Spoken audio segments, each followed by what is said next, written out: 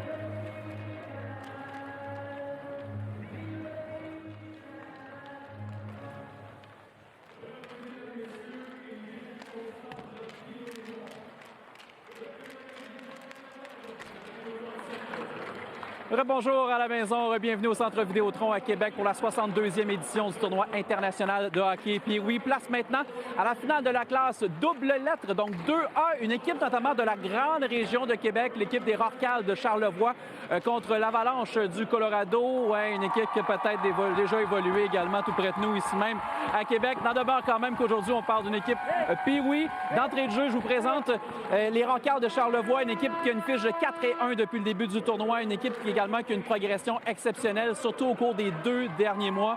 Une formation très structurée au dire de son entraîneur. Du côté de Colorado, c'est une équipe qui dispute aujourd'hui sa 90e rencontre de l'année. Imaginez, cette équipe-là, ces joueurs-là ont commencé à patiner au mois d'août dernier. Et déjà, on a remporté 5 tournois en 7 jusqu'à maintenant cette année. Alexis Goulet, Gabriel Marino, on vous retrouve, messieurs. Bonne finale 2A.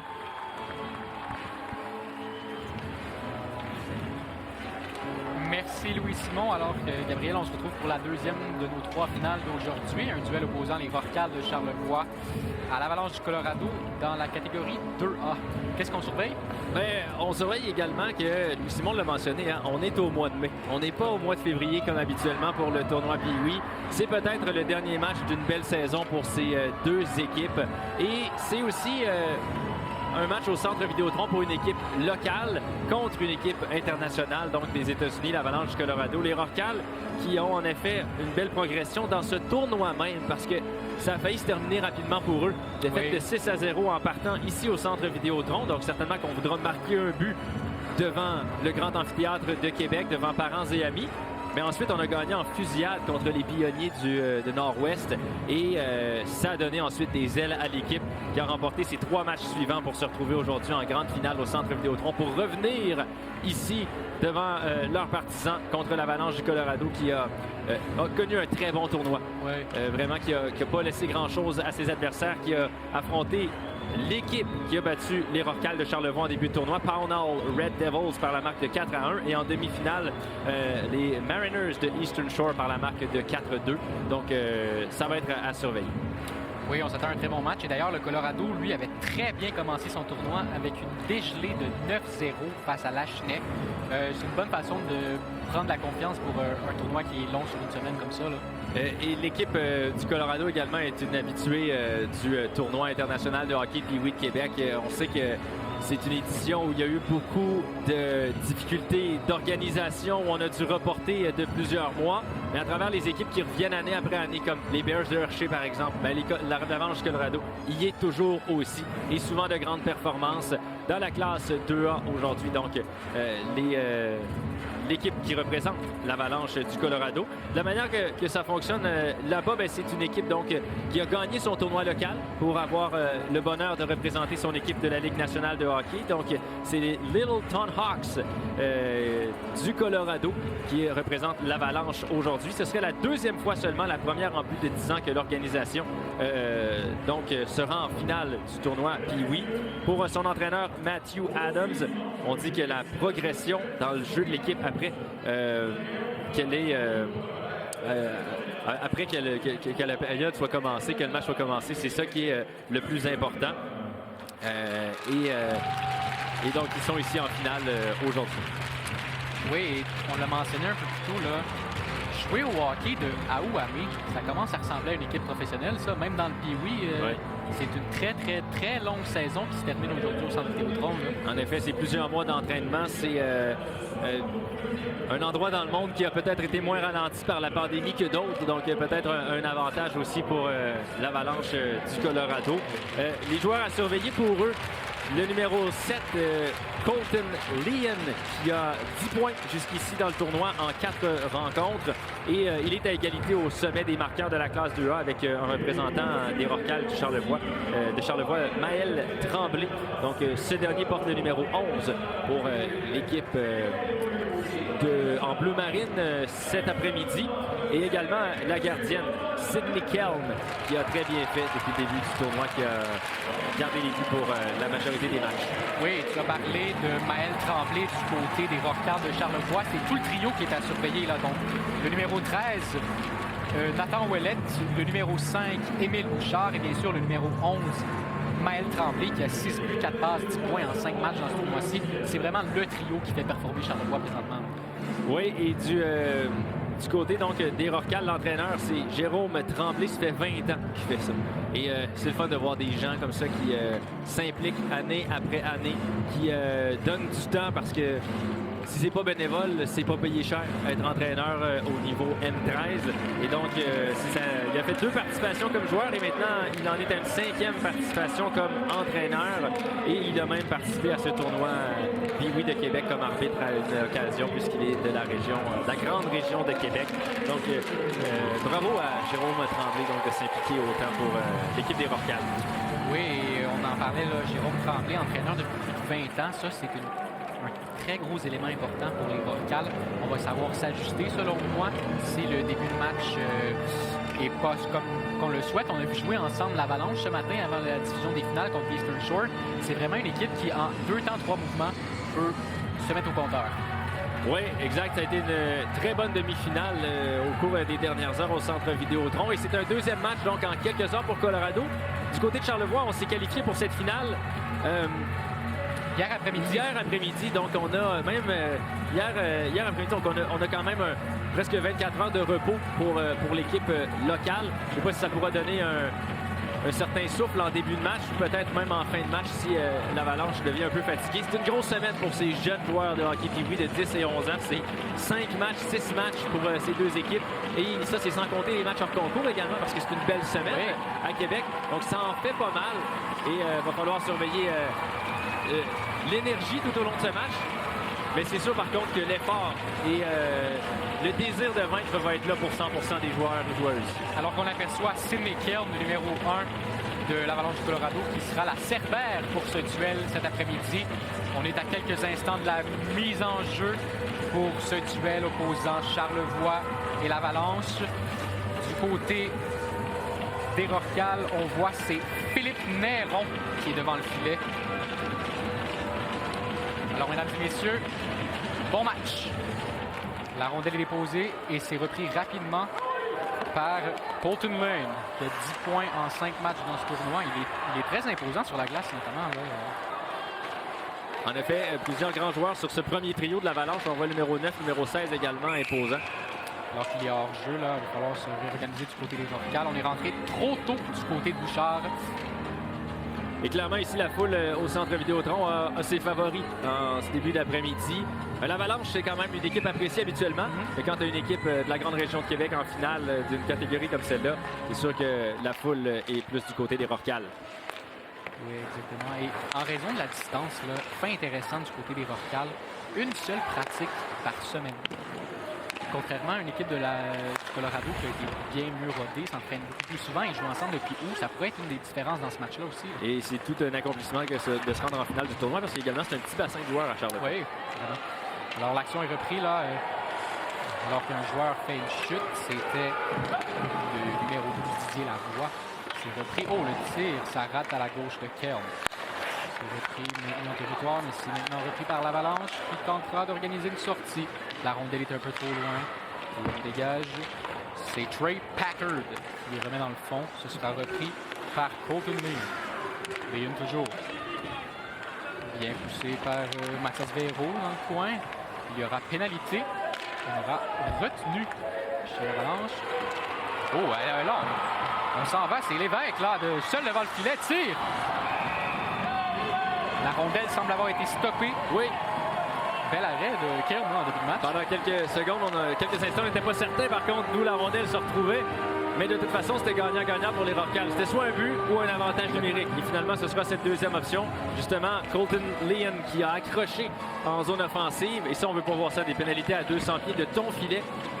On voit la reprise ici. Donc justement, il perd le contrôle de la rondelle et tout de suite accroché. Donc le défenseur Véro qui a dû prendre un deuxième coup de patin avant de pouvoir décoller. Et avantage numérique. L'action a repris, là, ce sera dégagement du côté de l'Avalanche. Ça a été bien fait par Damon Manley.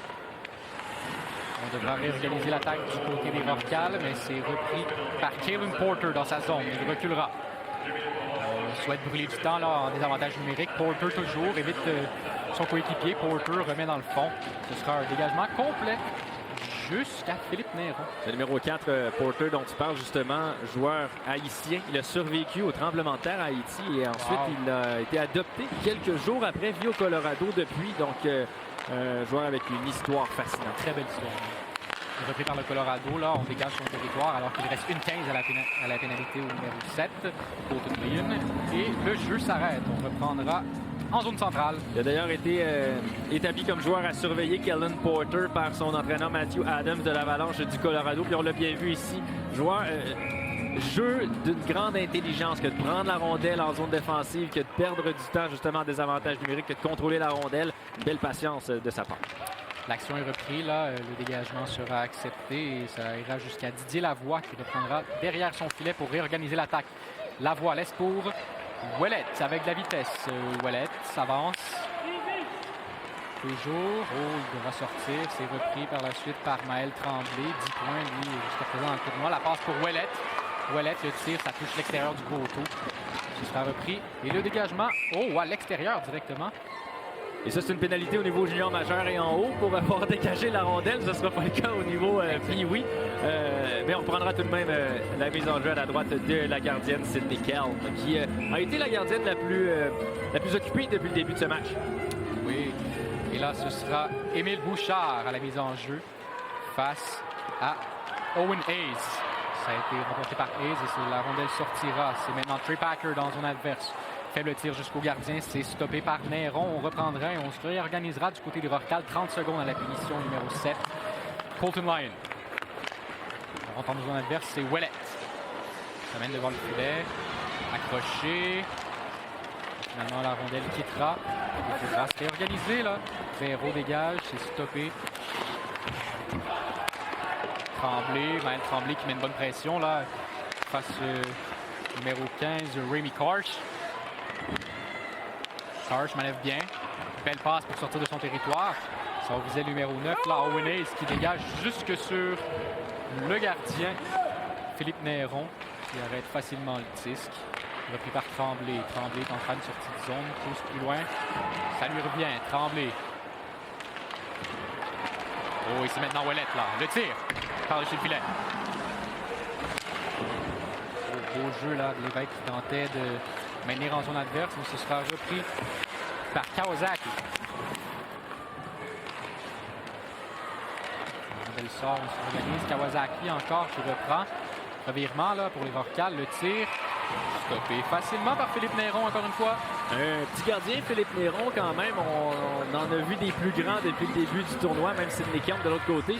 C'est le gardien d'office, c'est lui qui a la confiance de son entraîneur pour débuter le match de la grande finale du tournoi. Puis oui. Et le match est très jeune, mais du côté de Néron, j'aime beaucoup son positionnement dans son filet. Toujours face à la rondelle. Il bloque bien ses angles pour le moment. On verra si ça pourra tenir tout le match. L'action reprend. Les Rocals sortent de leur territoire. La passe est touchée faiblement. Il devra se réorganiser. Dufour. On remet pour Olivier Gagnon. Gagnon de retour à Dufour. S'avance. Passe. Son attaquant qui ne fera que remettre plus loin pour compléter les changements. C'est maintenant l'Avalanche qui tentera de s'organiser. Alors que Porter perd pied, là. C'est repris. On visait Lavoie. Même Lajoie, excusez-moi. Et oui, Jérémy Lajoie, numéro 10, qui retourne vers le banc, là. Et on reprend. C'est Kawasaki le tire. Ça rate à la droite du filet. Ça sera repris en défense. Et on réussira à quitter le territoire. L'Avalanche va se réorganiser. Belle passe, là, de Porter. C'était pour William Bowman, mais c'était intercepté. Bouchard amènera faiblement vers le filet. Stoppé sans trop de difficulté par Sydney Kelm qui maintient la rondelle. Mais c'est important quand même de mettre tout ce qu'on peut au filet, surtout en début de match comme ça, devant un grand amphithéâtre. Ça reste des jeunes joueurs de hockey. Et puis oui, ça peut être stressant une journée comme celle-ci. Et ça donne des mises en jeu aussi offensives. On a vu Sydney Kelm donc qui a dû mobiliser la rondelle. Oui, alors que c'était Émile Bouchard face à Colton Lynn. Au centre, ça a été remporté par Lynn, mais là, bonne pression des Rocals en fond de territoire. Là. Ce sera repris par Colton Lynn, qui sortira de son territoire.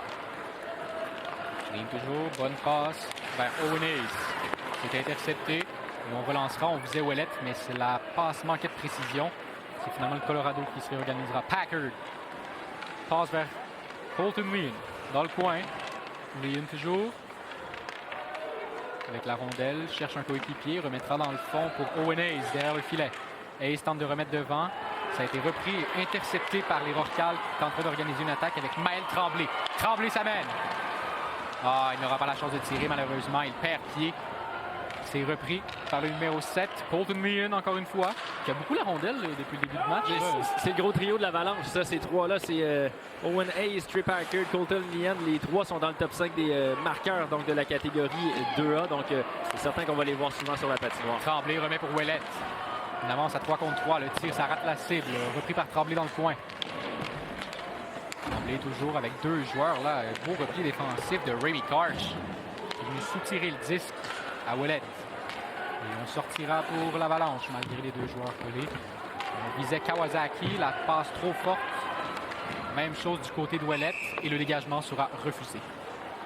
On va parler un peu plus tôt de Jérémy Lajoie, le numéro 10 des Rorcal de Charlevoix, qui est le neveu d'Anne-Renée Desbiens, gardien de but de l'équipe nationale canadienne, évidemment, de Charlevoix. Il a assisté à un de leurs matchs cette semaine. Donc, c'est une équipe locale de Québec avec du sang de champion.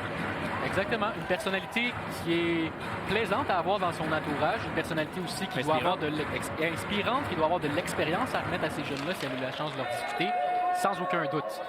Alors qu'un juge de ligne va voir pour si tout est correct du côté de Sidney Kelm. On fait signe que oui, on pourra reprendre.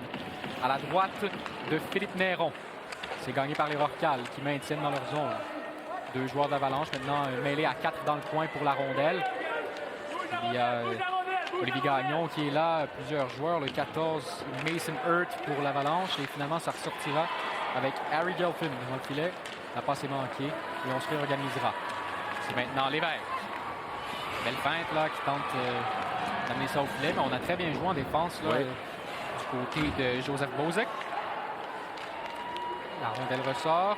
C'est Harry Gelfin. Oh, il y aura pénalité. Oui. Les Rorcal seront chassés. 2 minutes pour avoir fait trébucher. Oui, avantage numérique donc pour l'Avalanche du Colorado. Et on verra donc les joueurs d'impact, justement. Colton Leon, on verra le défenseur numéro 4, Kellen Porter. Ce sera donc la première vague d'avantage numérique pour l'Avalanche ici. Peut-être une de leurs premières chances de marquer à s'attendre aussi jusqu'ici. Les Rorcal jouent un très bon match, honnêtement. C'est une première période assez défensive également.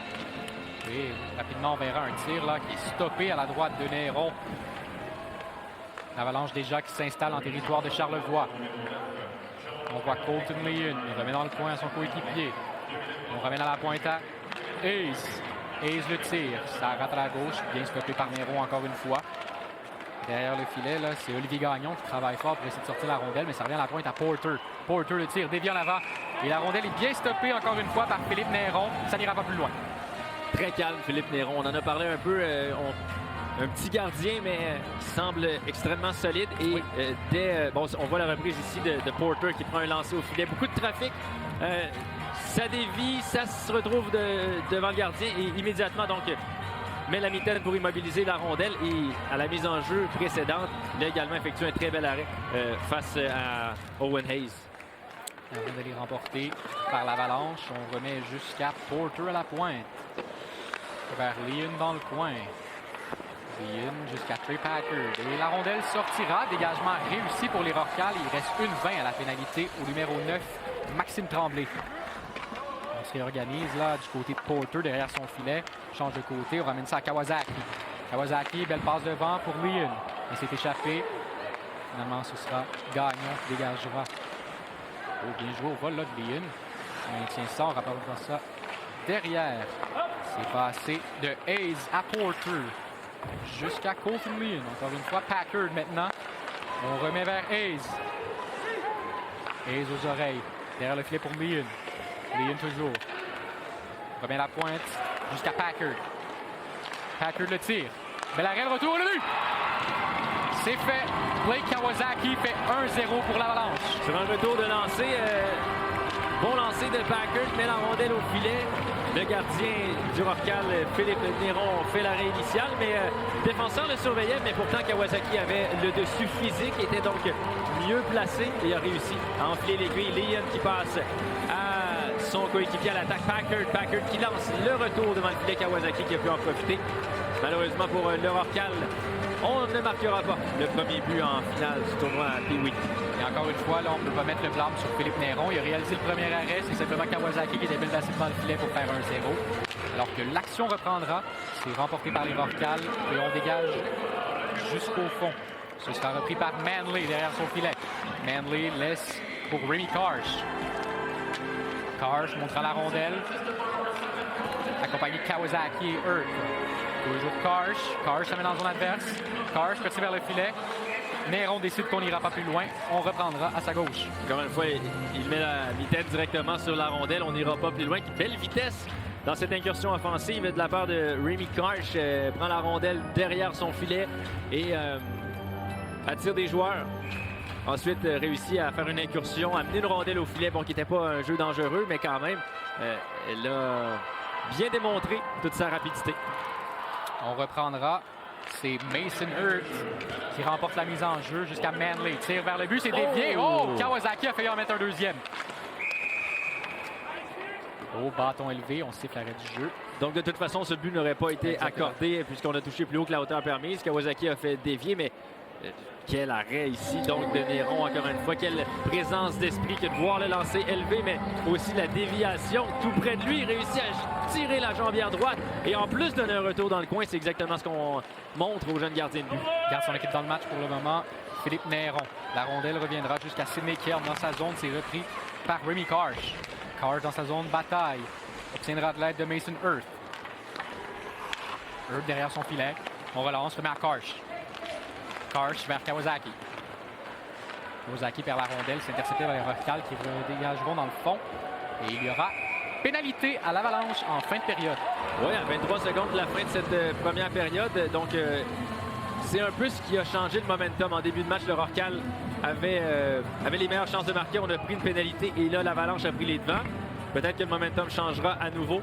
Mise en échec ici, donc, qui est appelée pour Kawasaki, le numéro 5 de l'Avalanche, qui ira réfléchir 2 minutes. Et avec 23 secondes à faire un but en fin de période, ça peut Ça serait être très important pour l'équipe locale. Non, mais là, c'est bien fait par l'Avalanche. On dégage, c'est Matthew Strong qui réussit à faire quitter le territoire. Le dégagement sera complet jusqu'à Néron, qui laissera à sa gauche. C'est repris par Olivier Gagnon. Gagnon derrière le filet, bonne passe. On organise la relance là vers Ouellette. Ouellette mise en échec par Strong qui en échappe son bâton. Un petit coup de bâton s'en est suivi de son côté. Et voilà, la première période prend fin. Marque d'1-0 pour le Colorado. Qu'est-ce qu'on retient pour la deuxième période? Eh bien, c'est un bon match qu'on va avoir cet après-midi. C'est vraiment deux très bonnes équipes qui se sont partagées les chances de marquer en l'espace des 10 premières minutes. On se partage également les minutes de pénalité. Donc, vraiment, on va en avoir plein la vue pour les 2 prochaines périodes. Et si tu avais un joueur de chaque côté à m'identifier, à suivre jusqu'à la fin du match, qu'est-ce que ce serait? Je te dirais que tu as déjà mentionné à plusieurs reprises le défenseur Kellen Porter. Oui. Donc, ce joueur haïtien, justement, qu'on a mentionné, semble être un bon quart arrière pour la défensive de l'Avalanche du Colorado. Et de l'autre côté, les Rorcal, celui qui me vient à l'esprit rapidement, c'est le gardien de but, Philippe Néron, qui a vraiment gardé son équipe dans le match en deuxième moitié de première. Mais aussi, on a quelques bons joueurs en Nathan Ouellette, qui est très rapide, qu'on a vu en fin de période, justement, dans le jeu de transition, en avantage numérique. Samné, bon, il a été mis en échec en zone offensive, a perdu la rondelle, mais si on est capable de s'installer, il sera un bon joueur. On rappelle à tous que le joueur du match de cette classe 2A se méritera un bâton Super Tac, gracieuseté de CCM. Pour tout connaître de ce joueur, retrouvez-nous à la fin du match alors que Louis Samon s'en tiendra avec lui. On reprend rapidement, c'est les Rorcal qui prennent la rondelle, mais c'est intercepté par Hayes.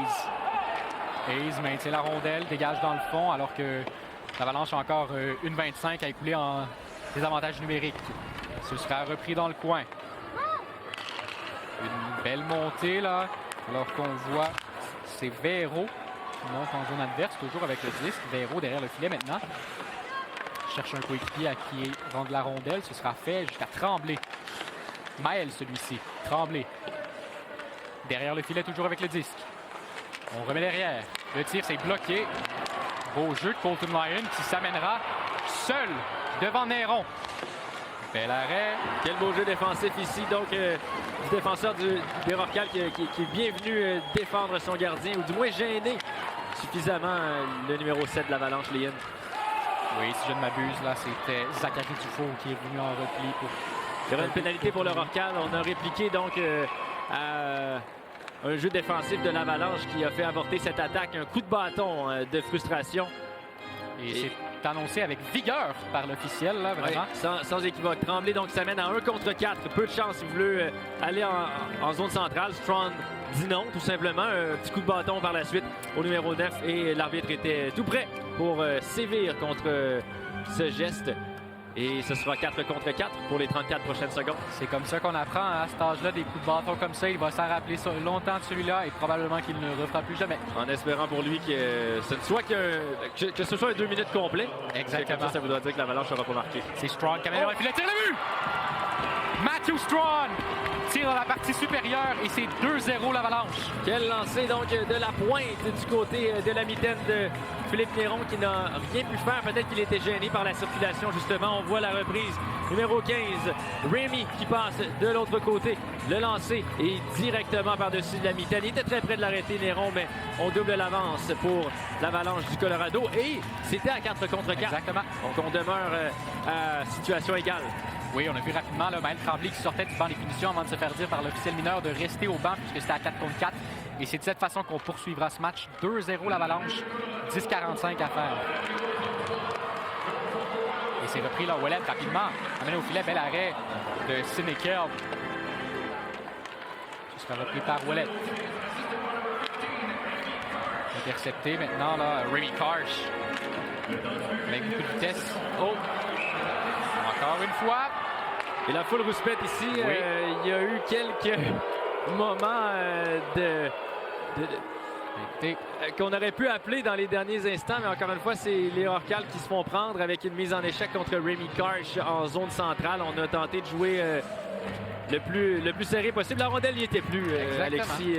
Il fallait appeler cette pénalité-là. Je pense que c'est pas ça qui est le débat ici, mais c'est peut-être qu'en tant qu'équipe locale, les partisans à Québec auraient aimé des pénalités à l'Avalanche aussi. Exactement. Et Rémy Karsh, encore une fois, on en parlait plus tôt, bien utiliser sa vitesse pour attirer cette punition, là, alors qu'on s'installe à 5 contre 3. Bien fait derrière le filet. On ramène devant. C'est Colton Lyon. Maintenant, Porter tire. Arrêté, retour. Lyon rate le filet. C'est repris par Packard derrière le filet. Packard remet derrière à Porter. Porter, belle passe. De l'autre côté, on retourne à Porter. Porter vers Packard. Packard se défient bien de Gagnon. Packard se mène vers le filet. Passe devant. Le tir, Kawasaki. Oh! Tout juste arrêté par Néron. Toujours avec la rondelle. Packard. Ça mène tir. Faible, ça a été possiblement dévié devant par Lyon. C'est lui qui reprendra dans le coin. Mais les Rocals réussissent à dégager. Dégagement qui fait du bien, là. On pourra peut-être apporter des changements. Moment important dans le match pour les 30 prochaines secondes. Encore à 5 contre 3 pour le Rocal. Il reste exactement 25 secondes à la punition à Maël Tremblay. Et par la suite, 53 secondes à celle de Maxime Lévesque. Alors que l'Avalanche s'amène en zone adverse. Le numéro 5, c'est Kawasaki. Laisse derrière pour Packard. Packard, on vise Hayes vers Porter. Tir faible bloqué en défense. De retour à Hayes. Ça mène tir vers le filet. Oh, bel arrêt de Néron encore une fois. Repousse ça à sa droite. La rondelle sort. C'est maintenant 5 contre 4 alors que Tremblay retourne sur la glace. 25 secondes à la punition de Maxime Lévesque. On s'avance du côté de Ouellet. Nathan Ouellet toujours derrière le filet. Attire pratiquement l'entièreté des joueurs de l'Avalanche. Tout le monde le regarde. Exactement. Ouellet encore une fois. Il coule du bon temps la pénalité. Il reste que 5 secondes. Il sera repris par Porter dans sa zone. Maintenant Lyon. Lyon rentre en zone adverse. Déborde le défenseur. Lyon toujours. Tente de remettre vers l'arrière là. Et le jeu s'arrête alors que la rondelle était prise sous Didier Lavoie, qui, avec une tête de moins, a tout de même osé donner un petit coup de bâton à Colton Leon sur les jambières. Et on est de retour à forces égales maintenant. Ces désavantages numériques ont été tués par les Rocals de Charlevoix. De beaux arrêts de la part de Philippe Néron pendant ce 5 contre 3. Également des jeux intelligents de la part de Nathan Ouellette. On l'a vu au cours des derniers instants de cette pénalité à son coéquipier. Et si on est capable de bâtir là-dessus et d'aller chercher plus d'offensives pour les prochains instants par Charlevoix, on pourra revenir dans ce match. Alors, l'Avalanche qui est toujours en zone de Charlevoix. On tente d'occasionner une sortie, là. Et c'est fait. Dégagement, mais il n'y avait plus de joueurs au banc des punitions, alors ce sera refusé. Faut croire que le Rocal ne nous écoute pas. On venait de le mentionner. Non, évidemment, je blague ici. Un peu de stress quand même. Hein? Non, mais c'est ça. Puis devant une foule, un dimanche après-midi au Centre Vidéotron pour la deuxième fois de leur vie, parce qu'ils ont quand même eu le premier match ici au Centre Vidéotron pour le Rocal avant de gagner tous les matchs au pavillon de la jeunesse et de revenir devant la grande foule en ce dimanche après-midi. Alors qu'on apercevait Sidney Kelm, qui a été parfaite jusqu'à présent dans ce match-là. Et le Rocal, d'ailleurs, s'avance dans sa zone. Là. On rentre en zone adverse. Derrière le filet.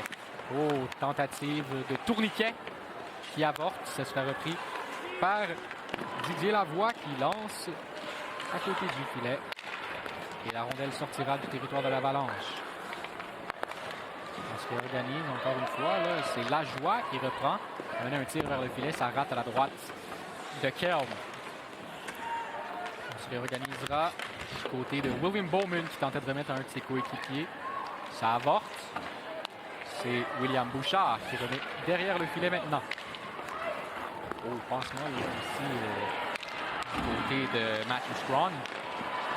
Ça permettra. Oh! C'était tout près. Et c'était ce revirement qui a failli être coûteux, justement. On est en deuxième période. Le banc est loin. On sent que l'Avalanche est exténuée présentement. Il cherche à tout prix un changement alors qu'on a des forces fraîches pour le Rocal. Exactement. Tout ce qu'on vise là, dans les 30 dernières secondes, c'est sortir la rondelle. Ce sera réussi. On pourra apporter des changements du côté de la troupe de Matthew Adams. C'est repris derrière le filet par le Rocal. On amasse une relance, mais c'est finalement stoppé par Strong au milieu. Hors-jeu à retardement. On devra quitter du côté de Matthew Mosera. Le Rocal s'avance. On remet dans le fond. Stoppé facilement par Kelm. Et on amorce la relance du côté de Colton Leon. Puis remet à Owen Hayes. Hayes s'amène avec Trey Packer derrière lui. Tentait de remettre devant le filet. Personne n'était là pour compléter. La rondelle ne sortira toutefois pas du territoire alors que Packer reprend. Cette fois-ci, c'est la bonne. Elle sort. Strong. Tire directement sur Ouellette. Oui, une occasion là. Alors qu'on s'amène à 2 contre 0. Le tir par-dessus le filet. Malheureusement, on en aurait eu besoin de celui-là du côté des Quelle chance de marquer ici. Je pense que c'est Nathan Ouellette qui avait le disque et qui a tenté d'enfiler l'aiguille par-dessus l'épaule de la gardienne. Mais on maintient ça à 2-0. Et depuis le deuxième but de l'Avalanche, j'ai envie de te dire que le momentum a complètement changé. Voilà, c'est fait! Elle a vu! Maël Tremblay! C'est son 7e du tournoi. Et il fait 2-1. On réduit l'écart à un moment très important pour les Rocals. On a parlé du gros trio de l'Avalanche, Leon, Packard et Hayes. Ben, le gros trio des Rocals, c'est Nathan Ouellette, c'est Maël Tremblay notamment. C'est les 2 joueurs d'impact. Et un de ceux-là réduit l'écart à un but sur un retour de lancer, pas contrôlé par Sidney Kelm. Ici, Ouellette justement qui lance par l'extérieur. Et le retour du côté gauche, Tremblay qui enfile l'aiguille et qui célèbre au Centre Vidéotron. Et ça, c'est une bonne nouvelle pour Charlevoix, là, parce qu'on voyait qu'il commençait à reprendre du momentum. On voyait Colorado exténué dans son territoire. Il fallait absolument réussir à marquer. Là. Vraiment, on a tué le 5 contre 3 et depuis ce temps-là, c'est tout Rocal au Centre Vidéotron. Et rapidement, là, Charlevoix ramène déjà en zone du Colorado. On voit que les bancs éloignés n'aident vraiment pas la troupe de Matthew Adams présentement. Et c'est repris là, par Hurts qui essaie de garder ça dans la zone offensive, mais il perd. Là, on dégage. On vise Lajoie. Ce sera refusé au Rocal. Ils ont en jeu donc à la droite du gardien Philippe Néron, alors qu'on voit justement ce joueur numéro 4, Kellen Porter, qui a très bien fait depuis le début de ce match. De bon lancer de la ligne bleue, évidemment un joueur imposant. Oui. Le seul hic dans le cas de Porter dans le tournoi, c'est que c'est le joueur le plus puni d'Avalanche avec 10 minutes de punition jusqu'ici. Le reste, Joueur très complet, un but, 2 passes en 4 rencontres et très bonne présence défensive. Alors que l'Avalanche reprend, là, c'est Kawasaki dans le coin qui est aidé par Mason Earth. Bagarre à 4. Kawasaki toujours. Earth et finalement les Rorcal réussiront à sortir. On amène vers Ouellet qui perd. Contact au dépend de Rémi Karch. Et ce sera repris là, Ouellet s'avance avec Émile Bouchard qui fonçait vers le filet. Oh, il y aura pénalité là. Oui. La voilà la chance de Charlevoix de revenir dans ce match rapidement. Avec 4,47 à faire en deuxième période, un autre avantage numérique, et c'est justement celui dont il faisait état avec Alan Porter qui a bien joué jusqu'à ce qu'on aille un peu trop loin ici dans le coin de la patinoire. On le pousse, on fait tomber Nathan Ouellet qui en donne beaucoup, en donne plein les bras aux défenseurs de l'Avalanche. Il est rapide, il a des bonnes mains, il est intelligent, il garde la rondelle tant qu'il n'a pas une bonne option de passe. Vraiment, c'est tout un joueur. Et là, on voit là, Gagnon qui se rapproche du Joe pour peut-être prendre un tir. C'est fait. Il s'est bloqué en défensive. Ce sera repris. Les Rorcal pourront s'installer. Le tir, encore une fois, bien stoppé par Sidney Kelm. On reprendra à sa droite. Vous avez bien identifié ce jeu préparé pour le Rorcal avec le défenseur Gagnon qui s'avançait pour prendre un lancer dans le cas où on gagnait la mise en jeu. Ça a été fait. Ça a été bien gagné de la part d'Émile Bouchard. Encore une fois, Bouchard qui remporte sa mise en jeu là, face à Lyon. On peut se bourdonner. Ce sera un dégagement qui sortira de la zone défensive, mais on renvoie directement du côté de Gagnon en fond de territoire. Ce sera repris par Strawn. Strawn tente de faire sortir la rondelle du territoire. C'est raté. Les Rorcal reprendront. Le tir. C'est bloqué, bien bloqué du bouclier. Encore une fois.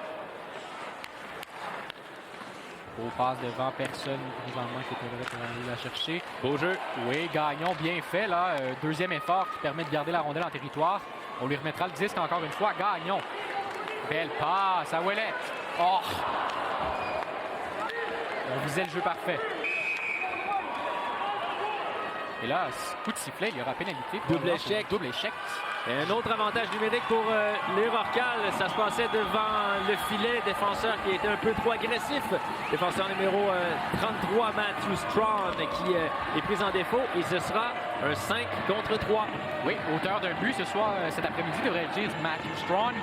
Et deux défenseurs d'impact qui manquent aussi pour l'Avalanche. Donc, on va falloir faire avec un attaquant peut-être qui va venir prendre la relève en défense quand tu es entraîneur et qu'il t'en manque deux. Ça n'en laisse pas beaucoup sur le banc. Très, très bon point. Surtout à ce niveau-ci, on ne roule pas avec une rotation aussi élevée que dans la Ligue nationale de hockey, par exemple. Là.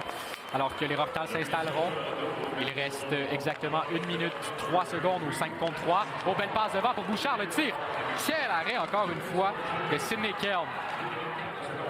Et c'est sur ce retour de lancer qu'on a voulu avoir une pénalité du côté des parents de l'Avalanche du Colorado qui sont ici juste devant nous. Et Gagnon remet dans le fond. Ça ira vers Bouchard. C'est maintenant Tremblay qui reprend. Beau jeu, belle passe. Le tir de but! C'est fait, c'est 2-2. Et c'est Nathan Ouellet qui soulève la foule au centre Vidéotron aussi. On nivelle la marque à 2-2. Kellen Porter qui sort du banc de punition, mais il reste toujours une autre pénalité pour l'Avalanche. Quelle passe! Et d'ailleurs, du numéro 11, Maël Tremblay. Si tu te rappelles bien, sur qui est-ce que Porter a pris cette fameuse punition? C'était sur Nathan Ouellet. C'était sur Nathan Ouellet. Alors ça a coûté cher à l'Avalanche. Le momentum est complètement changé maintenant. Voilà, c'était de passe dans l'enclave. Il était laissé seul le lancer. Ça laissait aucune chance à Sidney Kelm qui va aller à gauche, à droite. Et belle feinte de Tremblay qui a déjoué deux joueurs de l'Avalanche, dont justement Rémi Karch. Et une célébration qui le fait culbuter tellement il est excité. Et là, je crois qu'on demande un temps d'arrêt, là, probablement du côté de l'Avalanche. Très bon temps d'arrêt. Oui, un excellent temps d'arrêt, passé de 2-0 à 2-2 en si peu de temps. L'équipe semble complètement déboussolée par rapport à la première période. C'est ça qui arrive au niveau Pee-Wee. C'est pour avoir été entraîneur pendant 5 ans, justement, à ce niveau-là. C'est un jeu d'émotion. Oui. C'est un moment très émotif pour tous ces joueurs et joueuses au centre Vidéotron. C'est bruyant. Il y a de la famille, des amis. Il y a plein de choses qui se passent, qui viennent déconcentrer un joueur, qui viennent lui donner une confiance en un instant, puis l'enlever l'instant suivant. Et c'est ça qui est arrivé au cours des dernières 5-6 minutes pour l'Avalanche. On a complètement perdu la concentration. Et on devra se ressaisir, on devra se calmer. J'imagine que c'est ce qu'on a mentionné du côté de l'entraîneur de l'Avalanche. Exactement, alors que le Rorcal est encore à 5 contre 4 pour 1-26. Il reste 3 minutes 23 à cette deuxième période. Et l'action reprendra. C'est Kawasaki qui tentait de remettre. Finalement, ce sera repris par Didier Lavoie. Non, finalement, c'est Émile Bouchard dans sa zone. Bouchard. Belle passe. On visait encore une fois Nathan Ouellet. Ouellet s'amène, belle feinte. Gagnera du temps.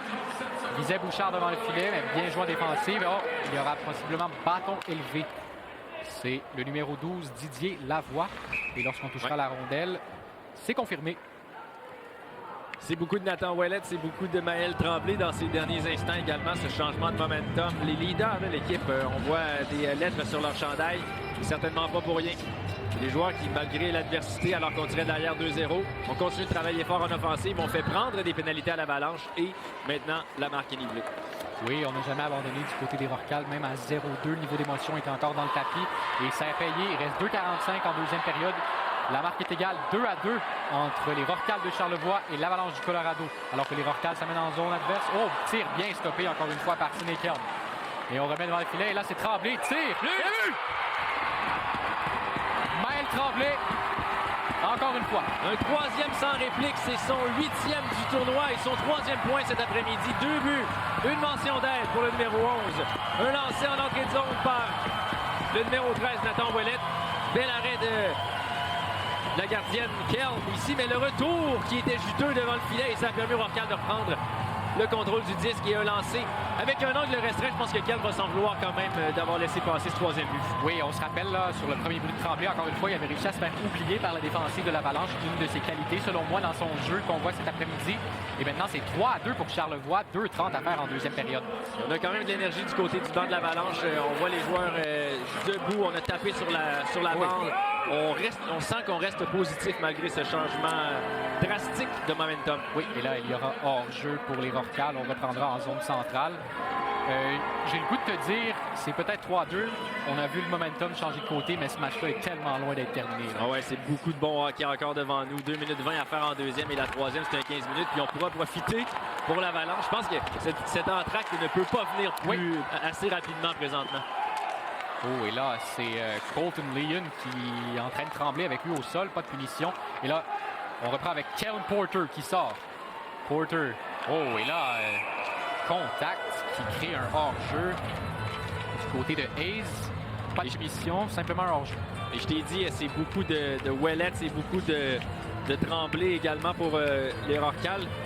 Là, la seule inquiétude, c'est que j'espère que ça ne va pas venir les rattraper par la fatigue accumulée parce que c'est beaucoup d'avantages numériques. Évidemment, on voulait nos grands joueurs sur la patinoire.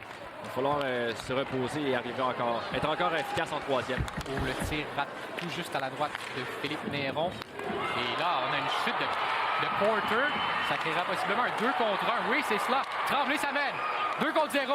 Le tir, quel arrêt! Un bel arrêt de Sinekelm où vient ça toucher la droite de son filet. Tout le moins, c'est stoppé. Maxime Tremblay, celui-là, donc, qui profite d'une chute du numéro 4, Kellen Porter, pour s'amener avec son coéquipier à 2 contre 1. C'est là qu'on va voir le joueur de l'Avalanche peut-être un peu... aurait aimé avoir une pénalité peut-être pour obstruction ou retenue du côté du numéro 10 du Rorcal. Ça n'a pas été appelé et ça a donné une très bonne chance de marquer. Mais Kelm était solide, était prêt à faire face à cette échappée. Exactement. Et là, le jeu reprend. C'est repris par Gagnon à la pointe qui tire à la gauche de Kelm. Dans le coin, on aura William Gaudreau aidé par un de ses coéquipiers. Là, bagarre à 4 pour le disque. Ça ressort avec Gaudreau. Tenté de remettre devant le filet, mais c'est intercepté par l'Avalanche. On relance avec Harry Gelfin. Gelfin s'en met dans la zone adverse, aidé par Kawasaki qui s'en allait se placer devant le filet. Le tir rate la cible. Et on tentera de maintenir en zone adverse. Malheureusement, ça quittera pour l'Avalanche. Kawasaki voulait remettre derrière lui vers Strawn. La rondelle passe tout droit. Et là, c'est Joseph Bozek qui réussit à faire quitter son territoire. Le Rorcal intercepte et on relance. C'est William Bouchard qui est remis derrière le filet. Maintenant, on reprend. C'est Mason Earth dans le coin. Avec la rondelle, passera derrière son filet. Changement de direction. On est en train de réorganiser. Et là, jeu dangereux avec Bozek en avant.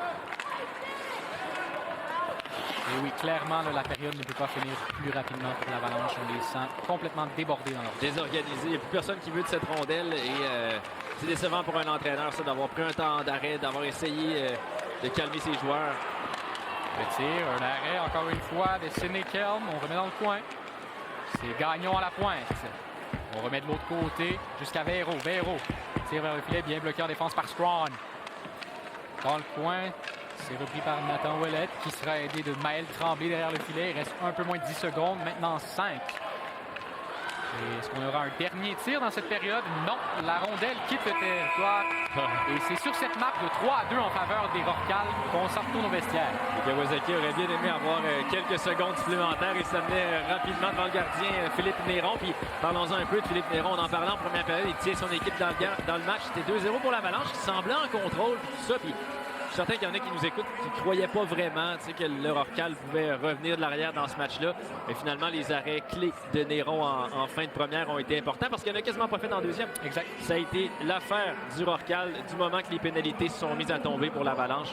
On a complètement perdu le focus et là, on aura les 11 prochaines minutes entre la deuxième et la troisième pour profiter certainement donc d'un moment de repos pour l'Avalanche qui semble déboussolé. Oui, récupérer d'un côté, mais aussi établir un plan pour revenir fort en troisième. On le sait, là, la première période est de 10 minutes, la deuxième de 12 et la troisième de 15. Avec un seul but d'écart, rien n'est joué encore. Non. Et c'est peut-être le moment, Alexis, pour parler de l'organisation du tournoi Pee-Wee. On en a parlé, c'est près de 800 jours sans tournoi Pee-Wee entre le début de la pandémie et maintenant, puis on y est enfin. Saluons les centaines de bénévoles année après année qui font de ce tournoi le plus beau tournoi au monde depuis 62 ans. Et les bénévoles, ça inclut également les familles d'accueil. Oui. Ces gens qui donc accueillent des équipes de partout dans le monde année après année. Puis pour la petite histoire, personnellement, j'ai été famille d'accueil de mes parents surtout quand j'étais d'âge Pee-Wee Bantam. Et c'était l'Avalanche du Colorado qui était attitré chez nous. Et à travers les 5 années où on a eu le bonheur de vivre cette expérience, il y a un joueur qui, quelques années plus tard, s'est fait repêcher dans la Ligue nationale de hockey, s'appelle Seth Jones. Oh, oui. Certaines personnes le connaissent. Donc, salutations à tous ceux qui donnent du temps pour les Pee-Wee. Des fois, ça peut donner de très beaux souvenirs. On reprendra ces salutations au retour. Maintenant, je cède la parole à Louis Simon aux abords de la glace avec son invité. Louis Simon, à toi.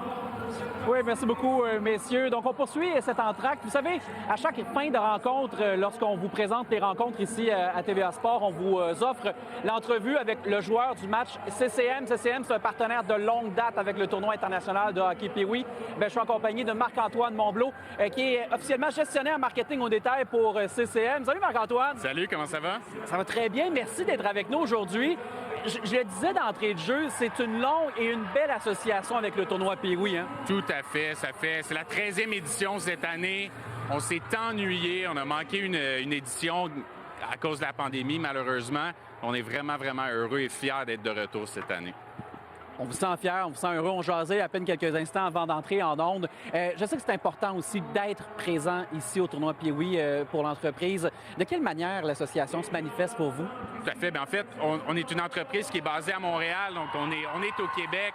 C'est super cool de pouvoir aider un tournoi ici. On utilise notre collaboration dans la création de nos produits, de s'assurer qu'on puisse continuer à faire jouer les jeunes, faire grandir le sport du hockey au Québec, mais à l'international, évidemment. Fait que super content d'être ici encore.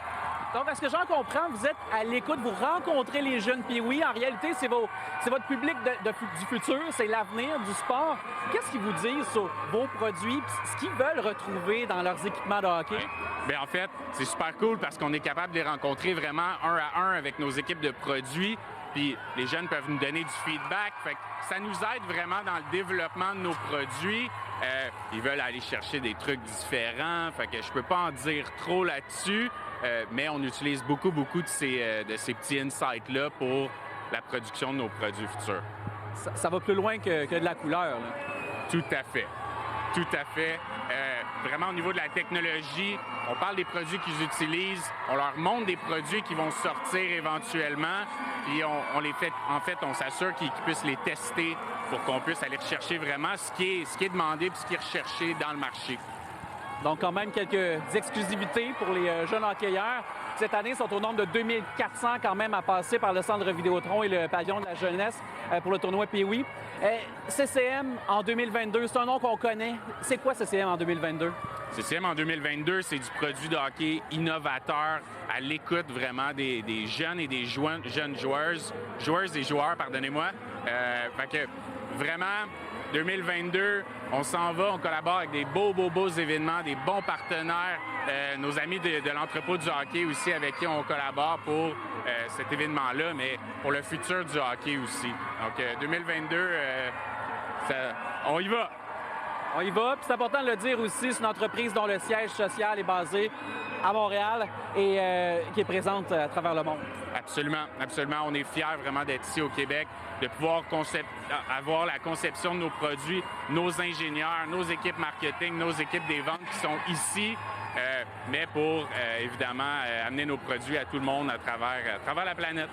Pour nos jeunes hockeyeurs, pour l'avenir, puis pour le tournoi Pee-Wee. Merci beaucoup, Marc-Antoine. Merci à vous. Félicitations à l'implication d'entreprise CCM. On retrouve immédiatement Alexis et Gabriel. Merci Louis-Simon. Gabriel, un match de hockey en 2 temps.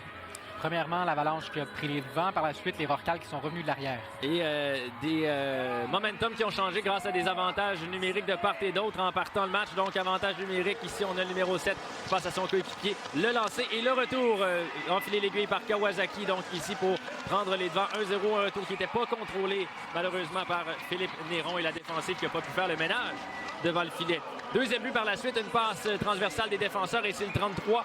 C'est Matthew Strong qui marque de la ligne bleue d'un bon lancer franc par-dessus la mitaine de Néron. Et là, c'est 2-0. Et c'est à ce moment où le centre Vidéotron est complètement calme, complètement à plat parce que l'équipe locale tire de l'arrière. Mais après ça, c'est complètement l'affaire de 2 joueurs notamment. C'est Nathan Ouellet, c'est Maël Tremblay qui marque le premier de son équipe ici sur un retour de lancer. Encore une fois, pas contrôlé, mais cette fois, c'est Sydney Kelm qui était la gardienne visée. Un premier but, puis on se met à y croire pour les Rocals. Ensuite, Ouellet a la rondelle, très patient, déjoue 2 joueurs en avantage numérique, retrouve son ami Ouellet dans l'enclave et crée l'égalité et tombe à la renverse dans la célébration parce qu'on était extrêmement heureux de ce déroulement jusqu'ici du match. Et en fin de deuxième période, encore une fois en avantage numérique, on est désorganisé par l'Avalanche. Et Maël Tremblay trouve le fond du filet pour une deuxième fois cet après-midi en déjouant sous la mitaine la gardienne de but Sydney Kelm. Et c'est 3-2 après 2 périodes pour Charlevoix. Alors, une troisième période qui promet 15 minutes. Ouais. Comme je l'ai mentionné un peu plus tôt, au début, on joue un 10, par la suite un 12 et ensuite un 15. Les clés du match pour le Colorado, si on souhaite revenir dans ce match-là? Bien, pour le Colorado, c'est de revenir fort, d'oublier tout ce qui s'est produit dans les 2 premières périodes, de partir à 9 complètement parce qu'on est une équipe rapide, on est une équipe physique, on est capable donc de jouer mieux que ça et surtout discipline de part et d'autre parce que c'est ce qui a fait mal au Colorado et au Rocal de Charlevoix. Alors, merci. On se revoit pour la troisième période dans quelques instants.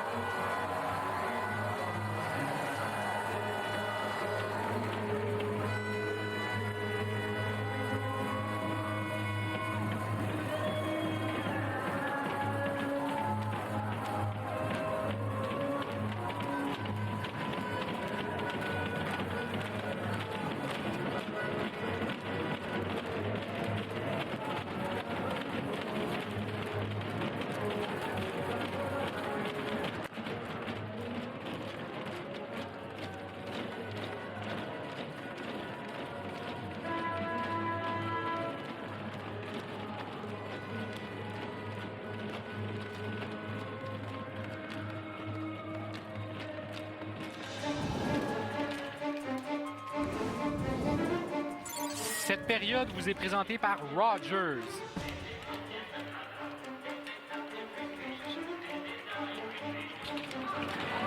Alors, Gabriel. Alexis. Troisième période, 3-2. Un match excitant qui s'annonce. Oui, la foule ici réunie au centre Vidéotron est prête pour une très belle fin de match de hockey. Oui, la plus active de la journée à date, là, selon C'est moi. clair. Là. Et avec la plus grande importance aussi, parce que c'est un match de finale. Bon, il y en a eu plus tôt aujourd'hui des demi-finales, mais pour les Rorquals, clairement, ils ont l'appui populaire ici au centre Vidéotron, malgré que l'Avalanche du Colorado a toujours été bien appréciée par les partisans de Québec. Et on reprendra à la droite de Sinekelm. Et l'Avalanche réussira à sortir de son territoire. Là, c'est Ace. Ace se fait fatigant. Il tente de reprendre la rondelle. Et finalement, ce sera Karch qui réussit à sortir de son territoire. Les Rorquals repoussent jusqu'au fond. Ce sera repris par Matthew Strachan. Strachan vers Trey Pickard. La rondelle change de côté et c'est repris, là. Remy Karch. La rondelle lui échappe. Mais elle lui revient, effectivement. Et belle passe, là, pour Packard qui s'amène sur la gauche. Faible tir vers le filet. Oh, et là, un contact entre Liam, le défenseur, et le gardien. Ça n'ira pas plus loin. Oui, on a laissé jouer ici, mais c'est vrai que Colton Lyon a freiné un peu près du gardien de but. Je pense que Philippe Néron n'a pas vraiment apprécié, alors qu'il n'y avait pas vraiment de jeu, pas de retour du tout. Ceci étant dit, il a dû perdre pied donc à quelques centimètres du gardien de but adverse. Et on veut mettre de la pression, on veut déranger par tous les moyens. Même à ce niveau-là, on est capable de jouer sur la limite donc de ce qui est légal. Et là, Mason Hurt remporte la mise en jeu. Ça reviendra à Manley à la pointe qui tire. C'est bloqué en défense. Kawasaki, bonne pression face à Olivier Gagnon dans le coin. C'est Kawasaki qui ressort avec le disque, mais ce sera repris finalement par les Rorquals dans le coin. Gagnon est encore là. Deux joueurs chutent là dans le coin. C'était Gagnon et Hurt. On vient de l'aider. Oh, près du filet, là, on se fait insistant. Et non, le sifflet est venu là, bien avant. Et là, si le reste de la troisième est comme le début, on va voir beaucoup de trafic devant Philippe Néron. On va voir beaucoup de joueurs qui vont tenter de le déconcentrer, qui vont arriver agressivement au filet pour tenter de prendre des retours. Il devra donc se faire grand, se faire lourd malgré sa petite stature. Le gardien de but très impressionnant jusqu'ici. Alors qu'on pouvait voir également derrière le casque de Philippe Néron, le fameux numéro 10 de Guy Lafleur que tous les joueurs arborent dans le tournoi présentement. Ça a été un peu pour Guy le berceau de sa carrière, si on peut dire de cette façon-là. C'est là qu'on a appris à le connaître. Ça a été Guy Lafleur qui a lancé le tournoi Pee-Wee et qui a lancé les remparts de Québec. Il a évidemment connu une grande carrière du côté professionnel de sa vie. Donc on voit Gagnon qui tente de remettre là, mais c'est intercepté par l'Avalanche qui maintiendra dans le coin. Alors que Porter reprend la pointe. On remet vers Packard. Packard devant le filet. Le tir. C'est bloqué par Kawasaki. Porter reprend. On remet vers Hurt. Hurt devant le filet. Passe mal saisie. C'était imprécis. Et là, vraiment, les Rorquals devront faire quelque chose pour essayer de sortir de leur territoire parce que la pause semble avoir fait beaucoup de bien à l'Avalanche. Voilà, on est revenu au niveau donc initial du début de la première période pour l'Avalanche. On a déjà plusieurs lancés, quelques chances de marquer même. Ça promet pour cette fin de match. Là, Manley stoppe la rondelle à la ligne bleue, la maintient en territoire, mais finalement, ça sortira. Et c'est la joie qui tentait de trouver Tremblay, qui sera le seul joueur en échec avant qu'on apporte des changements du côté des Rorquals. Les 4 autres joueurs ont réussi à changer. Et c'est repris par Porter. On amorce sa sortie, là. C'est intercepté. Ouellet, le tir. Ça passe par-dessus le filet. C'est repris par Tremblay. Tremblay, on vise Bouchard devant le filet. Oh, c'est là. Et le but! C'est fait! Encore une fois, Nathan Ouellet, son deuxième du match. Émile Bouchard qui était devant le filet, qui a fait dévier cette rondelle par-dessus le bâton du seul défenseur restant pour l'Avalanche du Colorado. Nathan Ouellet est allé cueillir cette rondelle telle une fleur complètement inoffensive. Et ensuite, il a déjoué le gardien, la gardienne devrait-je dire, Sinekelm, d'une belle feinte gauche-droite. Et enfile l'aiguille pour doubler l'avance des siens. 4 buts sans réplique pour l'équipe locale. Et là, c'est un but très, très important de Ouellet qu'on voit célébrer avec ses coéquipiers. Vraiment, pour moi, c'est l'un des joueurs les plus importants de cette formation-là. Il joue avec beaucoup d'émotion, même lorsqu'il a été plaqué tantôt. Il s'est relevé rapidement, marqué un but en avantage numérique.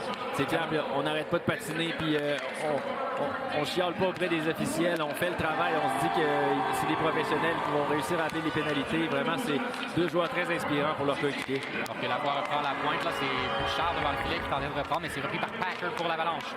Packard tente de remettre vers Hayes.